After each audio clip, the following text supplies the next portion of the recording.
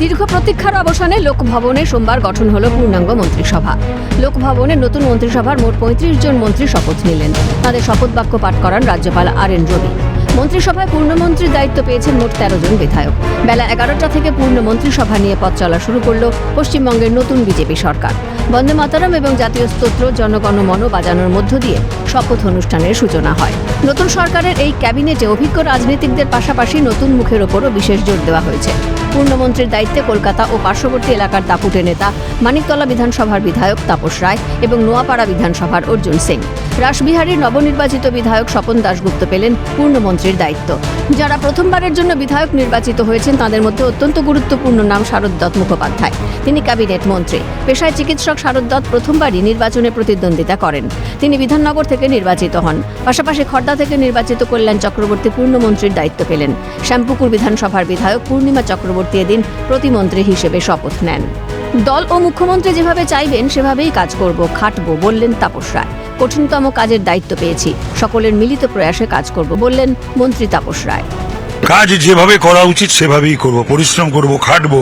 দল এবং মুখ্যমন্ত্রী যেভাবে চাইবেন সেভাবেই করব। আমরা সকলে মিলেমিশে পশ্চিমবাংলা কোথায় দাঁড়িয়ে রয়েছে সেখান থেকে তো টেনে তুলতে হবে। কঠিনতম কাজ, সেই কঠিনতম কাজটাকে আমাদের সকলে মিলে আমাদের তুলতে হবে।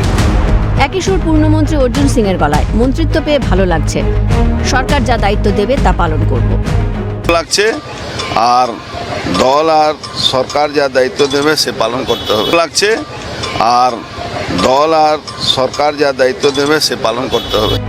এবার হাওড়ার ভাগ্য বদল হবে। হাওড়ার মূল সমস্যার সমাধান হবে। জল নিকাশি সমস্যার সমাধানে মাস্টার প্ল্যান তৈরি করা হবে। প্রতিমন্ত্রীর দায়িত্ব পেয়ে বললেন উমেশ রায়। হাওড়ায় বিজেপি বরাবর পিছিয়ে ছিল, কিন্তু এবার নির্বাচনে এগিয়ে গিয়েছে হাওড়া, এবং হাওড়া থেকে বিজেপির বিধায়ক উমেশ রায় তিনি রয়েছেন। উমেশ বাবু আজকে মন্ত্রিত্ব পেলেন, দায়িত্ব তো আরো বাড়লো, অনুভূতি কিরকম হচ্ছে? যে হাওড়া পিছিয়ে ছিল, বিজেপি ভোট পেত না, এবার দেখা যাচ্ছে মানুষ একেবারে দুহাত খুলে ভোট দিয়েছে বিজেপিকে। হাওড়া থেকে মন্ত্রী দেওয়া মানেই হলো হাওড়ার ভাগ্য বদল হবে। এই নতুন সরকার যে একটা আধুনিক পশ্চিম বাংলার স্বপ্ন দেখিয়েছে, সে হাওড়ার যে মূল সমস্যা সে সমস্যার সমাধান হবে। হাওড়ার মানুষের কথা আমি বিধানসভায় পৌঁছে দেব। আমি যে মন্ত্রালয়ের দায়িত্ব পাবো সে মন্ত্রালয়ের কাজ সঙ্গে সঙ্গে আমার প্রায়োরিটি আমার বিধানসভা ক্ষেত্রের মানুষের সব থেকে ভালো পরিষেবা দেওয়ার। আমি আমার বেস্ট অব দ্য বেস্ট দেব। আমার বিধানসভায় একটা 100 বেডে হসপিটাল, হাওড়া কারেকশনাল হোম, জেলের অবস্থা খুব খারাপ, মর্গের অবস্থা খুব খারাপ। এই সমস্ত বিষয়ে আমি মাননীয় মুখ্যমন্ত্রীর কাছে রাখবো। অনেক কাজ বাকি আছে, সেই সব কাজ করাটাই এখন চ্যালেঞ্জ বিজেপি সরকারের কাছে। আজকে একটা বিশেষ দিন, তাই জন্য একটু ফর্মাল জামা কাপড় পরাটাই